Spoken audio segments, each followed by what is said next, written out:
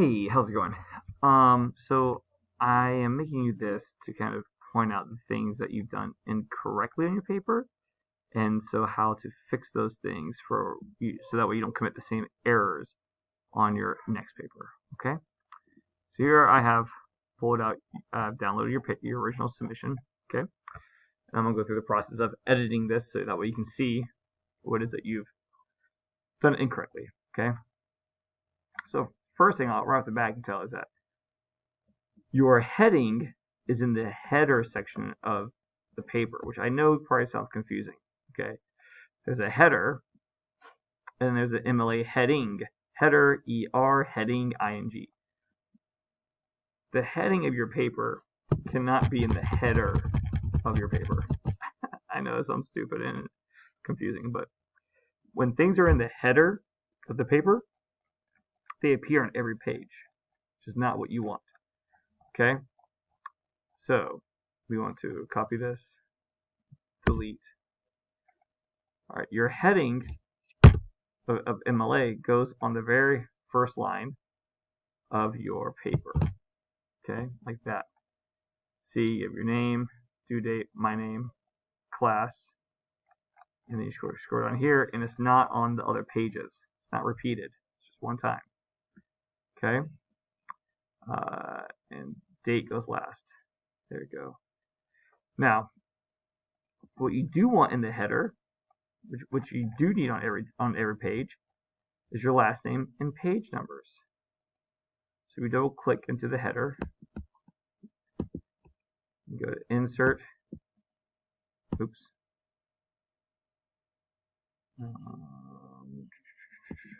yep, in the header,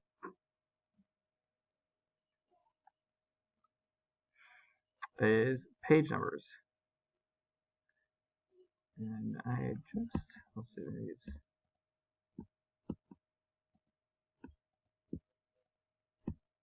insert,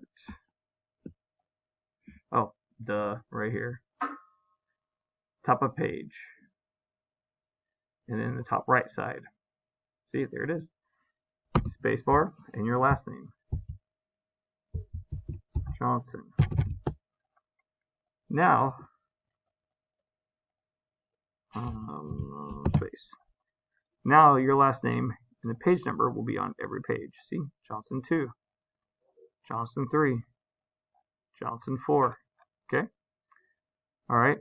Next, we want to fix the spacing. We don't want any additional spaces, and we want to make sure that it's all double spaced. So I did select all. Go to paragraph. Okay. So I went over this in a previous lecture. If you select all, and you go to paragraph, if these are all blank, that means that there's not consistency in the whole paper. That means that at different parts of the paper, there's different fonts, which is not good. You want this to all be uniform. So before should be 0, after should be 0, line spacing should be double. Okay. All right. So again, I'm going to hit Control All. Let's select all. I'm going to go to paragraph. Now I want to check. Okay, so it's all the same. See, now it says 0, 0, double. So that's good. Okay. Then I'd also gone over about how to make the right side of your paper look like the left side. See how this is all straight down? And then over here, though, on the right side, it's all jagged. What you do is, once again, you select all, paragraph, go to this one that says justify, and click it. Now, then, so when you do that, you see how the right side is straight down all the way to the end, just like the left side. It's formatted the way it looks like in a book. But you have to make sure you go back to your title, and then make your title centered again. Okay, there we go. All right. So there's that formatting right there. Okay, that was a lot of your of your issue with, so see, this is the original last name page number, so we took care of that. No additional space between lines, we took care of that.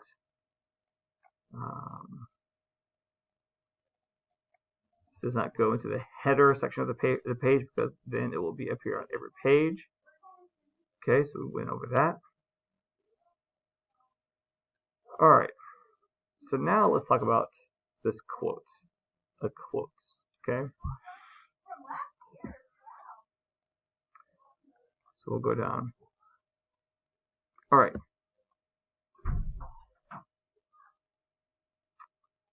So right here, you have another line that paints the tone is the one that follows, and then you have a period.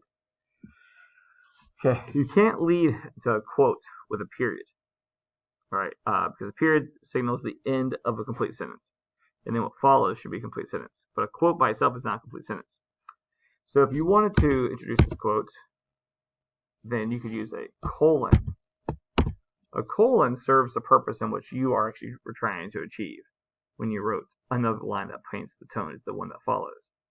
All right, a colon it follows a phrase that introduces something that's going to follow. So in this case, you have this sentence about that you're writing about this quote, then you have a colon, then you have a quote after it, which is fine. Okay. Then look, you have your citation. Hughes is inside of the quotation marks. That's incorrect. So we need to delete this. We need to delete. Actually, we have to delete that. All we have to do is this. Take this quotation mark, move it to before the parenthetical citation.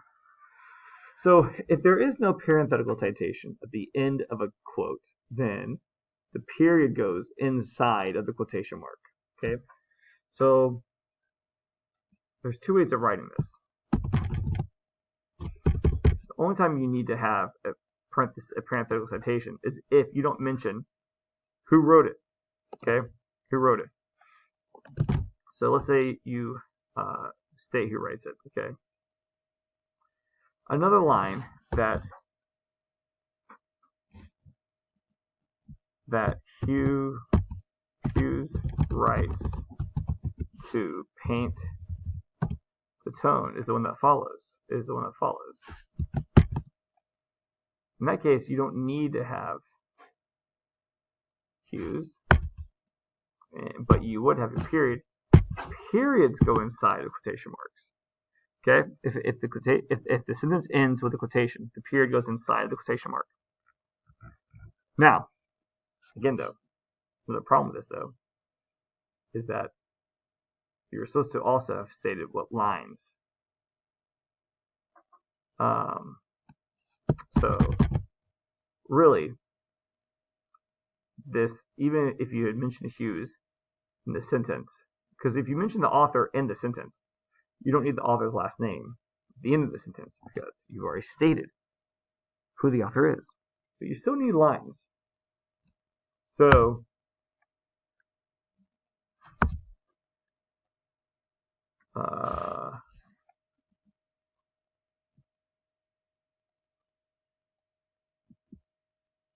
okay, where's this? Oh, there we go. So another problem though is that like this, when you're quoting, you're supposed to be including poetry lines. All right, stating like where this lines take place. So I don't have the poem in front of me, but let's just say it's line 13. You would need to include the line, okay? And since you didn't use Hughes in the sentence, you would do something like this. So like this is the proper way that this sentence should be written. Another line that paints the tone is the one that follows. Colon, quote, I looked upon the Nile, raised the pyramids above it, end quote, Hughes, line 13. Okay, so like you integrated some other quotes Instead of saying that setting, which I don't know what you have singular there, put him to sleep. Hughes wrote it lulled him to sleep. See, that's good. You integrated that quote. Problem though is you gotta have the line number. Let's just say that's line number 5. I don't know what it is. You would need to check on that. Okay, you gotta have the line numbers or the page numbers in which these quotes come from. And you see here, you said Hughes' name in the sentence, so therefore Hughes' name does not go here. But you did not say Hughes' name in this sentence. Therefore, Hughes' name goes in the parentheses. All right, what else? So let's see. We said it's a drop quote. Okay. You do not include the line numbers. The citation goes after the quotation mark. Okay, we did that. All right. So, sources. Okay. Sometimes we don't need certain sources. Okay. Or sometimes even though like you're required to use sources in a paper, that doesn't mean like all sources are good. So here, this sentence, you're like, or for this paragraph, for this reason, the symbol repeated throughout the Negro Speaks of Rivers is as the title sets forth. This would be better if it was a colon. Rivers. Okay. And then you go on to say, a river is defined as a natural stream of water of a fairly large size flowing in a definite course. I don't think anybody needs a definition of a river. And the problem with that is that like you use that as one of your sources when you could be using a much better source for a better issue or topic or thing that needs to be discussed. Okay. I mean, my 7-year-old knows what a river is. Okay. And then also like dictionaries are not seen as great sources because a dictionary is the bare minimum usage and definition of a word or a phrase. But even in that case, it's very simplified. It's the difference between a dictionary and an encyclopedia. Encyclopedias have more depth. Dictionaries are very surface, basic, straight to it. So we don't, you shouldn't use dictionaries as your sources. Also, the dictionary is incorrect because the dictionary citation does not go inside the quotation mark. So you need to move the quotation mark there, then have dictionary, and then have period.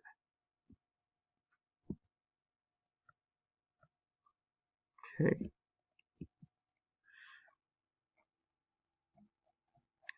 And then it's your works cited page.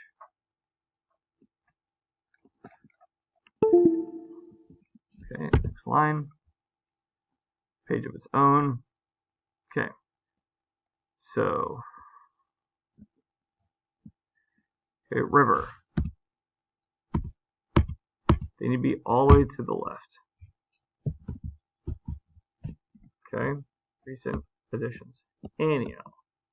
Harlem. Okay. So, Hughes.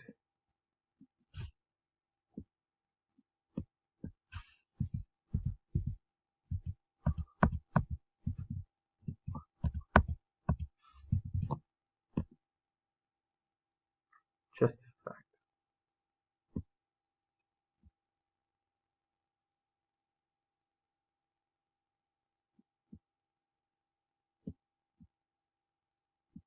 Okay.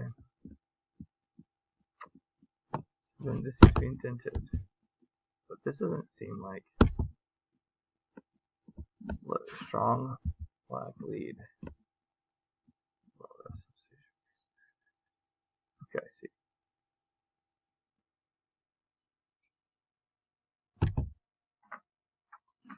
Okay. Any lines after any subsequent lines of a citation needs to be indented. All right, so we need to put these in alphabetical order. H, I, J, K, L. Okay, good. We'll move this out here. and then move river to the bottom because RE comes before RI. All right, there we go. H, J, L, R, R. All right, now we're talking. Now we're in business. Okay, so that's your works cited page. This should be centered. All right, let's get this guy. Oh, there we go. Now center. Okay, these right here, justified. Then they're indented, so that those look strong. All right. Okay. So that is how your paper should ought to look. Okay. And that's what you need to do to your last paper. After watching this, if you still have some questions, please be sure to reach out to me and ask. And I will try to explain. I want to save this and send it over to you as well, so you can have it as an end product. All right. If you have any questions, let me know. Talk to you later.